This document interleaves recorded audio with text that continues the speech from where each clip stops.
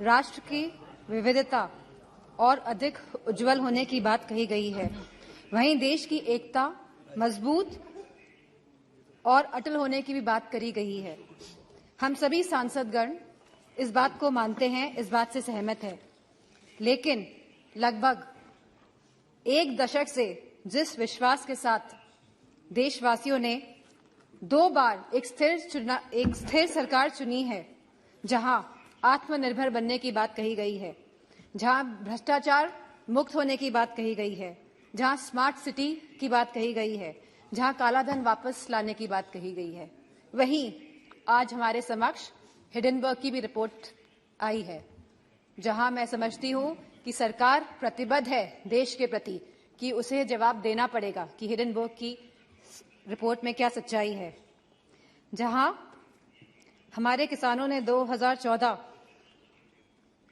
में ये आस जागी थी हमारे किसानों की कि ये आप लोगों ने विश्वास दिलाया था कि उनकी आय 2022 तक दुगनी हो जाएगी। वह किसान आज भी ये आस लगाकर बैठा है कि उसे सब्सिडी में बढ़ोतरी मिलेगी, कि एमएसपी के सही रेट्स मिलेंगे, पैदावार के लिए मंडियां की व्यवस्था उनको दी जाएगी। एक समय ऐसा था जब किसान विश्वास के साथ आपकी तरफ देखता था, वही किसान आज निराशाजनक आंखों से आपकी तरफ देख रहा है। जहां युवा शक्ति की बात हुई, युवाओं में भी बहुत जोश उत्साह था 2014 में कि लगभग 2 करोड़ नौकरियां दी जाएंगी प्रति माह, लेकिन आज उस जोश और उत्साह का पतन होते जा रहा है। आज जहां अग्निवीर जैसी योजना लेके आई है सरकार, तो उनका आत्मविश्वास तोड़ने का काम किया है सरकार ने। यह कैसा अमृतकाल है जहां युवाओं के पास नौकरियां नहीं हैं, जहां किसानों के पास खुशहाली नहीं है और जहां महिलाएं अपने आप को सुरक्षित नहीं मान रही हैं। एनसीआरबी के आंकड़े अगर आप देखेंगे तो यह पाएंगे कि लगातार यौन उत्पीड़न और शोषण के मामले बढ़ रहे हैं और खास तौर पे उत्तर प्रदेश में लगातार ये मामलों में बढ़ोतरी हो रही है।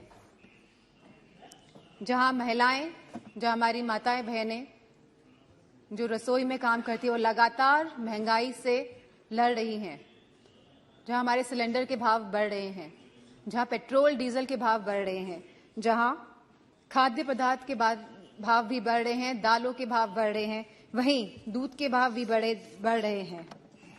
आयुष्मान भारत योजना के तहत के अंतर्गत कार्ड तो बने हैं, लेकिन स्वास्थ्य सेवाएं उपलब्ध नहीं हो पा रही है।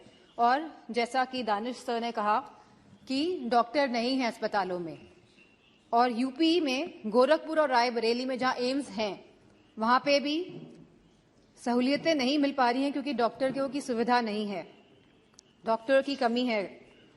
मेक इन इंडिया के अंतर्गत सरकार कई करोड़ों रुपए खर्च कर रही है जहां प्रचार में, वहीं उत्तर प्रदेश में एक भी बड़ा कारखाना नहीं लगा है। छोटे उद्योग की हालत हम सभी जानते हैं कि वह बंदी के कगार पर है। वहीं सरकार लगातार आयात को बढ़ावा देकर अपने कुछ पूंजीपति दोस्तों को, अपने कुछ पूंजीपति मित्रों को आगे बढ़ाने का काम कर रही है।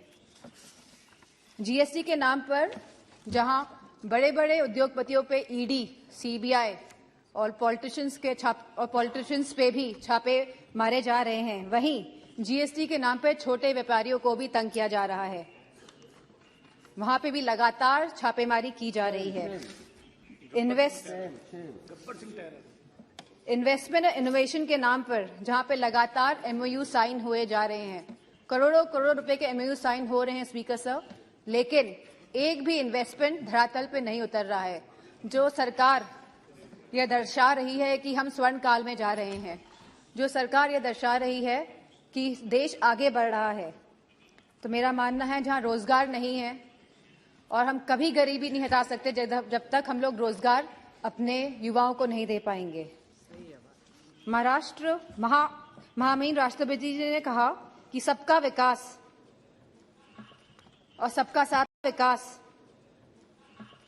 और सबका साथ की बात भी करी है, लेकिन उत्तर प्रदेश में नियुक्तियों में सबसे ज्यादा भेदभाव भाजपा की सरकार में हुआ है। यदि कुलपतियों और प्रोफेसरों की नियुक्ति को देखा जाएगा तो सभी वर्गों को सम्मान नहीं मिला है। जहां राष्ट्रपति जी ने अनुसूचित जाति, जनजाति, पिछड़ा वर्ग, अति पिछड़ा वर्ग की भी बात करी है, लेकिन जातिगत जनगणना की बात नहीं हुई है। अगर हमें सही मायनों में अनुसूचित जनजाति, अनुसूचित जाति, पिछड़ा वर्ग, अति पिछड़ा वर्ग लोगों को सम्मान देना है, उनको हक और सम्मान देना है, तो हमें जातिगत जनगणना पर भी बात करनी चाहिए। इसी के साथ जहां कहा गया था कि नमामि गंगे, जहां गंगा की सफाई की बात करी गई थी, गंगा में क्रूज चलाने की कभी बात नहीं करी गई थी।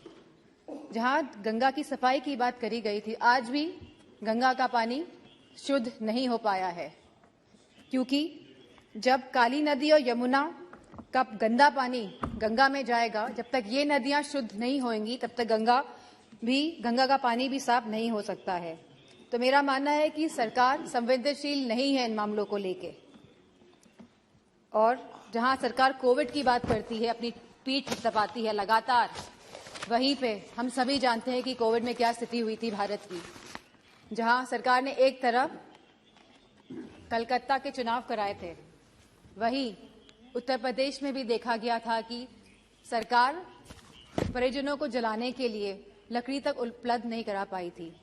तो मेरा मानना है कि जो आप स्वर्ण भारत की बात कर रहे हैं और आने वाले 25 सालों की बात कर रहे हैं, आप बीते हुए एक दशक की बात नहीं कर रहे हैं, जहां आप लगभग 10 साल का आप अपना टेन्योर, अपना काल खत्म करने जा रहे हैं।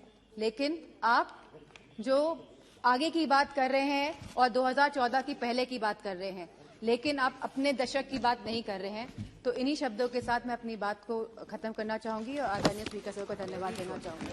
धन्यवाद। Next speaker Shri Nishikant Dubey ji.